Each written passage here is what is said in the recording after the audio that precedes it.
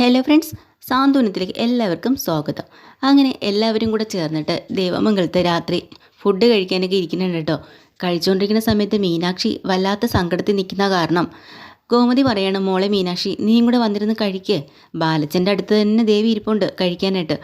അപ്പോൾ മീനാക്ഷി പറയാണ്, എനിക്കൊന്നും വേണ്ടമ്മേ, ഒന്നും അങ്ങോട്ട് ഇറങ്ങില്ല. അങ്ങനെ പറഞ്ഞാൽ എങ്ങനെയാ മോളെ, നീ ഒന്നും കഴിക്കാതെ നിന്നാലോ? ദേ ബാലേട്ടാ, മീനാക്ഷി കണ്ടോ ഒരു വക കഴിച്ചിട്ടില്ല, എന്തെങ്കിലും ഒന്ന് കഴിക്കാൻ പറ എന്ന് പറഞ്ഞ് നിൽക്കുക കേട്ടോ. അപ്പോൾ ഉടനെ നമ്മുടെ ദേവി പറഞ്ഞു കൊടുക്കുക, അല്ല ഇങ്ങനെ കഴിക്കാതിരുന്നിട്ട് എന്ത് ചെയ്യാനാ, ഒന്നും പേടിക്കണ്ട, എല്ലാം ശരിയാവും എന്നൊക്കെ ദേവിയും പറഞ്ഞു കൊടുക്കുന്നുണ്ട് കേട്ടോ. അപ്പോൾ ഉടനെ തന്നെ നമ്മുടെ ബാലൻ പറയാണ്, മോള് വന്നിരുന്ന് കഴിക്ക്, നാളെ ആകുമ്പോൾ എന്തെങ്കിലും ശരിയാവും. ഇല്ല, എവിടെ ശരിയാവാനാ, ഞാൻ കഷ്ടപ്പെട്ട് പഠിച്ചുണ്ടാക്കിയ ജോലിയാണ്, അത് എന്തായാലും നഷ്ടപ്പെടും. പിന്നെ ഈ വീട്ടിലാണ് ആ പേപ്പർ ഉണ്ടായിരുന്നെങ്കിൽ ഇവിടെ എവിടെയെങ്കിലും വീണ് ആർക്കെങ്കിലും കിട്ടില്ലായിരുന്നോ? ഇതിപ്പോൾ ആരുടെ കയ്യിലും കിട്ടിയിട്ടുമില്ല, ഫയലിനകത്തും ഇല്ല. അപ്പോൾ എൻ്റെ അർത്ഥം എന്താ, മനഃപൂർവ്വം തന്നെ ആരോ മാറ്റി വെച്ചെന്നല്ലേ. എൻ്റെ ജോലി എന്തായാലും പോയി കിട്ടുമെന്ന് പറഞ്ഞ മീനാക്ഷി ഒരേ സങ്കടം തന്നെ കേട്ടോ. ഇതിനിടയിൽ കൂടെ ഗോമതി പറയാം, നാശം പിടിക്കാൻ എൻ്റെ മോളെ ഇങ്ങനെ ചതിക്കാൻ ആർക്കാണോ തോന്നിയത്, ഈശ്വരാ തലയിൽ അവൻ്റെയൊക്കെ തലയിൽ വെള്ളിടി വെട്ടട്ടെ ദൈവമേന്ന്. പെട്ടെന്നാണെങ്കിൽ ബാലൻ അങ്ങ് ചുമച്ച് പോവാട്ടോ. ഇത് ഓടിപ്പോയി ഗോമതി വെള്ളമൊക്കെ എടുത്ത് കൊടുക്കുന്നുണ്ട്. ബാലേട്ടാ എന്തു പറ്റിയെന്ന്. അത് കഴിഞ്ഞ് തൊട്ടടുത്ത് നമ്മുടെ ധർമ്മനിരുന്ന് പറയാം, എൻ്റെ ചേച്ചി ഇങ്ങനെയൊക്കെ പ്രാഗിയാലേ ആരായാലും വെള്ളം കുടിച്ച് പോവും, പേടിച്ച് പോയത് അളിയനായിരുന്നു, കരിഞ്ഞു പോയല്ലോ മനുഷ്യൻ, പിന്നെ അല്ലാണ്ട് ഇടിവെട്ടി കരിഞ്ഞു പോകണമെന്ന് അടുത്ത ശാപം. അയ്യോ അടുത്ത ആൾ ദേവി പെട്ടെന്ന് തന്നെ ചുമയ്ക്കാനിട്ട് എന്നിട്ട് വെള്ളം കുടിപ്പിക്കുക ഓടിപ്പോയി. ഇത് നമ്മുടെ ഗോമതി പറയണ എല്ലാവർക്കും ഇതെന്താ. അപ്പം മിത്ര പറയണ, ശാപവാക്കുകളൊക്കെ വയ്ക്കുന്നത് ഇവിടെ അമ്മയാ, എന്നിട്ടോ ഇവിടെ ഇത് ഈ വീട്ടിനകത്തുള്ളവർക്കാണല്ലോ ഈ ശാപം ഏൽക്കുന്നത് പോലെ ചുമയ്ക്കുകയും വെള്ളം കുടിക്കുകയും ഞെട്ടലും ഒക്കെ. ഇവിടെ അപ്പോൾ ഇതിനകത്തുള്ള ആരെങ്കിലും ആയിരിക്കുമോ ഇനി പേപ്പർ എടുത്തത് എന്നിങ്ങനെ ചോദിക്കട്ടോ മിത്ര. അതുപോലെ ആകാശ് പറയാം, ഇനി എനിക്കും സംശയമുണ്ട്, ഇതിനകത്ത് ആരെങ്കിലും ആണോ ഇനി മനഃപൂർവ്വം എടുത്ത് മാറ്റി വെച്ചത്. അപ്പം ബാലൻ പറയാം, അങ്ങനെയൊന്നും ആവാനൊന്നും വഴിയില്ല, അതെന്തിനാ അങ്ങനെ ആവണേ, വെറുതെ ആവശ്യമില്ലാതെ ആരെയും നമ്മൾ ബുദ്ധിമുട്ടിക്കാനോ സംശയിക്കാനോ പാടില്ല, കണ്ണിൽ കണ്ട കാര്യമാണെങ്കിൽ കുഴപ്പമില്ല. ശരിയാ എന്ന് പറഞ്ഞിട്ട് അടുത്ത ആൾ വീണ്ടും ഗോമതി ഇപ്പുറത്ത് വന്ന് നിന്നിട്ട് ആകാശനെ സപ്പോർട്ട് ചെയ്ത് പറയും, അയ്യോ ഇതാരാ എടുത്ത് അവർ തല വെട്ടി പൊളിക്കട്ടെ ദൈവമേ എന്നൊക്കെ പറഞ്ഞാൽ അടുത്ത പ്രാഗിൽ കേട്ടോ. വീണ്ടും ദേവി തന്നെയാണ് ഞെട്ടിത്തരിക്കുന്നത്. മീനാക്ഷി മിത്രയും കൂടെ അങ്ങോട്ടും ഇങ്ങോട്ടും നോക്കുന്നുണ്ട്, ഇതിലെന്താ ഇവരിങ്ങനെ ഞെട്ടണേന്ന് കേട്ടോ. അങ്ങനെ അവർ ഫുഡൊക്കെ കഴിച്ചിട്ട് എല്ലാവരും കിടന്നു. അപ്പോൾ ദേവിക്ക് ഉറക്കമില്ല, ഇന്ന് രാത്രി എന്തായാലും പേപ്പർ എടുക്കണമെന്ന് അച്ഛന് വാശിയാണ്, പിന്നെ അച്ഛന് വാക്ക് കൊടുത്തിട്ടുണ്ടല്ലോ. അങ്ങനെ അകത്തേക്ക് വന്ന് നോക്കുമ്പോൾ ടെൻഷൻ അടിച്ചിരിക്കുക, ഇടയ്ക്കിടയ്ക്ക് ജനലിൽ പൊക്കി നോക്കുന്നുണ്ട്, കാരണം ആര്യം വരണമല്ലോ, ആര്യം വരുമ്പോൾ ലേറ്റാവും, ആര്യം വന്ന് കഥ കടച്ചാലേ എന്തെങ്കിലും പണി നടക്കുള്ളൂ, അതിന് വേണ്ടിയിട്ടാണ്. അങ്ങനെ നോക്കി നിൽക്കുമ്പോൾ ആനന്ദ് കയറി വരുന്നു. പെട്ടെന്ന് ആനന്ദിനെ കാണുന്നതും ദേവി പേടിച്ച് അയ്യോന്ന് നിലവിളിക്കുക, എന്ത് പറ്റി ദേവി, നീ എങ്ങനെ പേടിക്കാനായിട്ട്, ഞാനല്ലേ ഇങ്ങോട്ട് വന്നത്. അല്ല ഞാൻ പേടിച്ച് പോയി ആനന്ദേട്ടാ, നിനക്ക് എന്തെങ്കിലും ടെൻഷനുണ്ടോ? ഒന്നുമില്ല, പക്ഷെ മുഖം കണ്ടാൽ നീ എന്തോ വെപ്രാളം പിടിച്ച് ടെൻഷനായിട്ടിരിക്കുന്നല്ലോ, തലവേന എന്തെങ്കിലും ഉണ്ടോ ദേവി, നീ വിഷമിക്കാത്ത നമ്മുടെ ടൂറിൻ്റെ കാര്യം ആലോചിച്ചിട്ടാണോ? ഒന്നുമില്ല ആനന്ദേട്ടാ. എടി ഞാനിപ്പോൾ തന്നെ അച്ഛനോട് പോയി ഞാനൊന്ന് സംസാരിച്ചിട്ട് വരാം ടൂറിൻ്റെ കാര്യം. അയ്യോ വേണ്ട, നമുക്കതൊക്കെ സമാധാനത്തോടെ ചെയ്യാം ആനന്ദേട്ടാ, കുഴപ്പമില്ല, എനിക്ക് ഒരു പ്രശ്നമില്ല. ആണോ? എന്നാൽ പിന്നെ ഒരു കാര്യം ചെയ്യാം, ഞാൻ കിടക്കട്ടെ, ആനന്ദേട്ടൻ കിടന്നോ, ഞാൻ മിത്ര വെളിയിൽ ആരിനെ കാത്ത് നിൽക്കാം, പാവം ഒറ്റയ്ക്കല്ലേ നിൽക്കണേ, ഞാൻ അവൾക്കൊരു കൂട്ടായിട്ട് പോയി നിന്നോട്ടെ, അതിനെന്താ, അതൊക്കെ നല്ല കാര്യമല്ലേ, ചെല്ലെന്നും പറഞ്ഞിട്ട് ആനന്ദ് അങ്ങോട്ട് പറഞ്ഞു വിടാട്ടോ. അങ്ങനെ വല്ല വിധേനയും ദേവി അവിടുന്ന് പുറത്തേക്ക് പോയിട്ടുണ്ട്.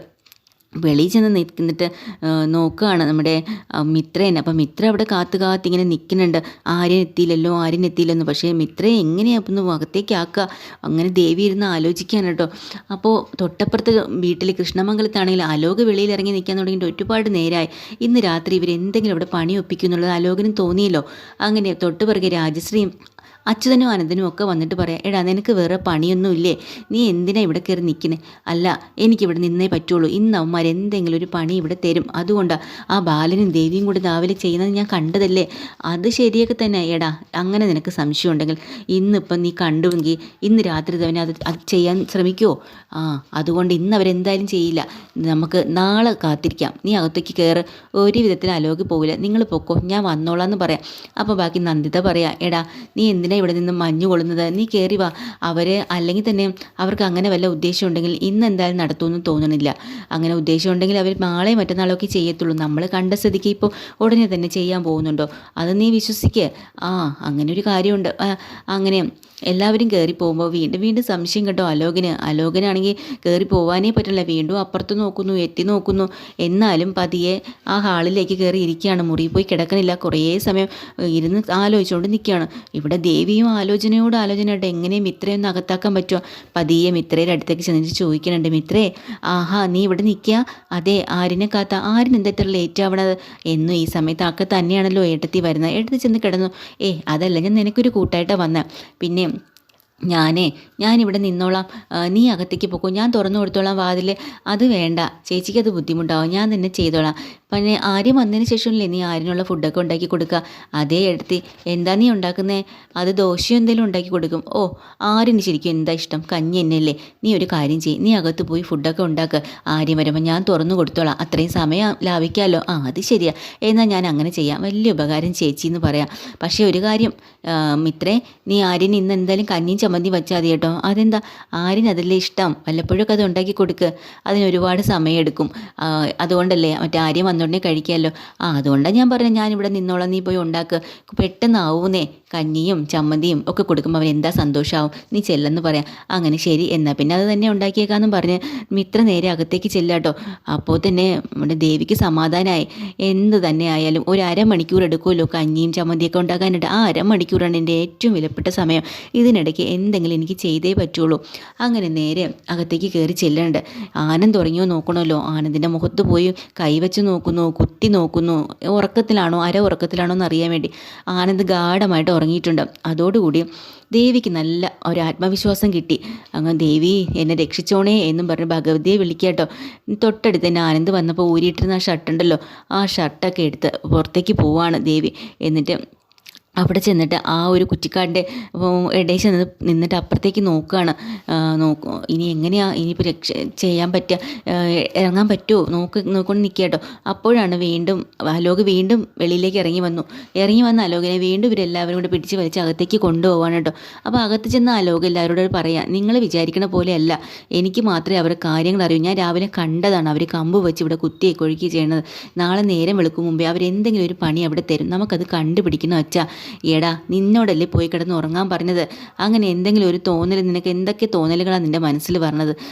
എന്നും പറഞ്ഞിട്ട് ആരും വിശ്വസിക്കാത്ത കാരണം അവരെല്ലാവരും പോയി കിടക്കുക. അങ്ങനെ വീണ്ടും അലോക് അവിടെ ചെന്നിരിക്കുന്ന സമയത്താണ് നമ്മുടെ ദേവി ആനന്ദിൻ്റെ ഷർട്ടൊക്കെ ഇട്ട് തലയിലൊരു വിക്കും താടിയും മീശയൊക്കെ വെച്ച് ആ പേശയൊക്കെ എടുത്തു കൊടുത്ത് ശരിക്കും ഒരു ആണിൻ്റെ രൂപത്തിൽ വേഷം മാറി ഇങ്ങോട്ട് ഇറങ്ങിയിട്ടുണ്ട്. പതുക്കെ വന്ന് ആ മതിലിൻ്റെ അവിടെ വന്ന് എത്തി നോക്കുമ്പോൾ അവിടെ അലോക് ആരെയും കാണുന്നില്ല. ഭഗവതി രക്ഷിച്ചോണേ, നീ എൻ്റെ കൂടെ തന്നെ ഉണ്ടാവണേ, എന്നെ രക്ഷിച്ചോണേ എന്ന് 100 ദൈവങ്ങളെയും വിളിച്ചിട്ട് ഞാൻ എല്ലാ നേർച്ചകളും ചെയ്തോളാമേ, എന്തൊക്കെ പൂജകളുണ്ട് അതെല്ലാം ഞാൻ ചെയ്തോളാമേ എന്നെല്ലാം പറഞ്ഞിട്ട് പതിയെ അവിടെ നിന്ന് എത്തി നോക്കുക കേട്ടോ. നോക്കുമ്പോൾ ആ പേപ്പർ ആദ്യമൊന്നും കാണുന്നില്ല. കാരണം അലോക് കാലുകൊണ്ട് തട്ടി അങ്ങോട്ട് നീക്കിയിട്ടല്ലോ. അവിടെ ഒരു കുളം വെച്ചിട്ടുണ്ടല്ലോ, അവർ അതിൻ്റെ അടുത്തേക്കാണ് ഈ പേപ്പർ പോയി കിടക്കുന്നത്. അപ്പോൾ പേപ്പർ കാണാത്ത കാരണം ദേവി ആദ്യം ഒന്ന് ടെൻഷൻ ആവണമെങ്കിലും കുറച്ച് കഴിയുമ്പോൾ ആ കണ്ണിൽ പെടുന്നുണ്ട് പേപ്പർ. രണ്ടും കൽപ്പിച്ച് ദേവി എന്താ ചെയ്യുക, മതിലങ്ങ് ചാടി അപ്പുറത്തേക്ക് ഒറ്റ ചാട്ടം കേട്ടോ. ചാടി ദുമുക്കനെ വന്ന് അവിടെ വീഴുക. അമ്മേന്നൊരു വിളിയും വിളിക്കുകയാണ്. അപ്പോഴാണ് അലോകിന് എന്തോ ശബ്ദം കേൾക്കുന്നത്. ഉടനെ തന്നെ ടോർച്ച് കൊടുത്തോണ്ട് താഴേക്ക് ഇറങ്ങി ഓടി വരികയാണ്. ആരാന്നും പറഞ്ഞിട്ട്. ഈ സമയം നമ്മുടെ ആര്യം ജോലിയും കഴിഞ്ഞ് വരുന്ന വഴിയാട്ടോ വന്ന് മുറ്റത്തേക്ക് വരിക. അങ്ങനെ പേപ്പർ കിട്ടി. പേപ്പർ തുറന്ന് നോക്കുമ്പോഴത്തേക്കും അതേ പേപ്പർ തന്നെയാണ്. സമാധാനമായി കയ്യിലേക്ക് എടുത്ത് വെച്ചിട്ട് തിരിച്ച് ചാടാൻ നിൽക്കുന്ന സമയത്താണ് അലോക് തൊട്ട് പിറകെ വന്ന് ടോർച്ചടിച്ച് നോക്കുക. അയ്യോ ദൈവമേ, എന്നെ രക്ഷിക്കണേ, എന്നെ പിടിക്കില്ലേ എന്നൊരു 1000 ദൈവങ്ങൾ ദേവി അവിടെ നിന്നുകൊണ്ട് വിളിക്കുന്നുണ്ട്. പക്ഷേ അലോക് ഇങ്ങനെ ടോർച്ചടിച്ച് നോക്കുമ്പോൾ അവിടെ ഒരാളിരിപ്പുണ്ട്. ദേവിയുടെ പുറത്തേക്ക് തന്നെ ആ ടോർച്ച് അങ്ങോട്ട് അടിച്ച് കാണിക്കുക കേട്ടോ. ആരാടാ അത്? കള്ളനാണോ? ഇല്ലടാ അവിടെ എന്നും പറഞ്ഞുകൊണ്ട് ഓടിച്ചെന്ന് പിടിക്കാൻ പോവാണ് അലോക്. ഓടി പുറകെ പോകണ്ടോ. ദൈവമേ, ഇനി എന്താ ഓടാനൊക്കെ നല്ല വശമുള്ളതാണല്ലോ ദേവിക്ക്. വീട്ടിൽ കിടന്ന് എല്ലാ തരികിട പണിയും കാണിച്ചിട്ടല്ലേ ഇവിടെ വന്നിരിക്കുന്നത്. ദേവി ഓടിച്ചാടി പുറകു വശത്തുള്ള മതിലിൽ കൂടി അപ്പുറത്ത് ചാടി വീട്ടിനകത്ത് കയറിയിട്ടുണ്ട് കേട്ടോ. എങ്ങനെയെങ്കിലും തൊട്ട് പിറകെ അലോക് ഓടിയിട്ടുണ്ട് കള്ളനെ പിടിക്കാനായിട്ട്.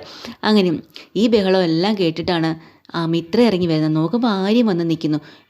എന്താ ആര്യം ഇവിടെ എടി അവിടെ ആരോ കള്ളൻ കയറിയും തോന്നുന്നു. അങ്ങോട്ട് ഓടുന്ന പോലെ എനിക്കും തോന്നി. അതിൻ്റെ പുറകെ അലോകും ദേ ഓടിയിട്ടുണ്ട്. കള്ളനോ? കള്ളനാന്ന് തോന്നുന്നു. അങ്ങനെ അവർ സംസാരിച്ചുകൊണ്ടിരിക്കുമ്പോൾ ഓടി തളർന്ന് അലോക് തിരിച്ച് നിന്നിടത്ത് തന്നെ വരിക കേട്ടോ. അപ്പോഴാണ് മുറ്റത്തേക്ക് ഇറങ്ങി നോക്കുമ്പോൾ ഇവർ നിൽക്കുന്നത്. ആഹാ, കൊള്ളാവല്ലോ, ഇവിടെ വന്ന് നിൽക്കുകയാണല്ലേ നീയൊക്കെ. അത് ശരി, അപ്പോൾ നീയും നിൻ്റെ ഏട്ടനും ഒക്കെ ചേർന്നാണല്ലേടാ അപ്പുറത്ത് കയറിയത്, മതിൽ ചാടിക്കയറിയത്. എന്ത് പണി ഒപ്പിക്കാനുണ്ടാ നീ എൻ്റെ വീട്ടിൽ കയറിയത് എന്നും പറഞ്ഞ് അവരവിടെ വഴക്ക് തുടങ്ങിയിട്ടോ. അങ്ങനെ ഇതിനിടയിൽ കൂടെ ദേവി ഓടി ഒന്നും അറിയാത്ത പോലെ ആ പേപ്പർ ഒന്നുകൂടെ ഒന്ന് തുറന്ന് നോക്കുക. എന്നിട്ട് നിവർത്തി മെത്തേരെ അടിയിലേക്ക് വെക്കുക. അത് നൂർന്ന് എടുക്കാൻ വേണ്ടിയിട്ട്.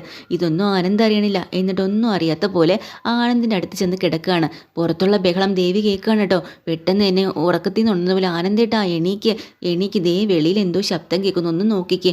എന്നിട്ട് ഉറക്ക ചടവോടുകൂടി ഹാ ഹാ എന്നൊക്കെ പറയുന്നുണ്ട് കേട്ടോ ദേവി. എന്നിട്ട് പെട്ടെന്ന് തന്നെ ആ ഷർട്ടൊക്കെ എടുത്തിട്ട് പുറത്തേക്ക് ഇറങ്ങാൻ വേണ്ടി ആനന്ദ് നോക്കുമ്പോൾ ഷർട്ട് തിരിച്ചിട്ടിരിക്കുന്നു. ഇതാരായി ഷർട്ട് മറിച്ചിട്ടത് എന്നൊരു സംശയം വരാം. ആരാ എന്നും പറഞ്ഞുകൊണ്ട് ആ ഷർട്ടൊക്കെ എടുത്തിട്ട് വെളിയിലേക്ക് ഇറങ്ങട്ടോ. ഇറങ്ങി വരുമ്പോൾ ഇവിടെ ആര്യനും ഇത്രയും അലോകം കൂടെ ഭയങ്കര സംസാരവും വഴക്കുമാണ്. അപ്പോഴാണ് നോക്കുമ്പോൾ കാവി പേശയും അതേ കള്ളനിട്ടിരുന്ന അതേ ഷർട്ട് ഇട്ടും കൊണ്ട് ആനന്ദ് അങ്ങോട്ട് ഇറങ്ങി വരുന്നത്. ആഹാ, നീ വന്നോടാ, അത് ശരി. അപ്പോൾ നീ അകത്തിരിക്കുകയായിരുന്നല്ലേ. നീയും നിൻ്റെ അനിയനും കൂടെ ചേർന്നാണ് ഇവിടെ എന്തോ പരിപാടി ഒപ്പിക്കാൻ വേണ്ടി അപ്പുറത്ത് ചാടിക്കടന്നത്. എന്തായിരുന്നടാ ആ പരിപാടി? നീയൊക്കെ എന്ത് മോഷ്ടിക്കാനടാ അതിനകത്ത് കയറിയത്? എടാ നീ പോടാ, നിനക്കൊക്കെ നീ എന്തിനടാ ആവശ്യമില്ലാത്ത പറയണമെന്നും പറഞ്ഞ് ഇവർ വഴക്ക് തുടങ്ങി.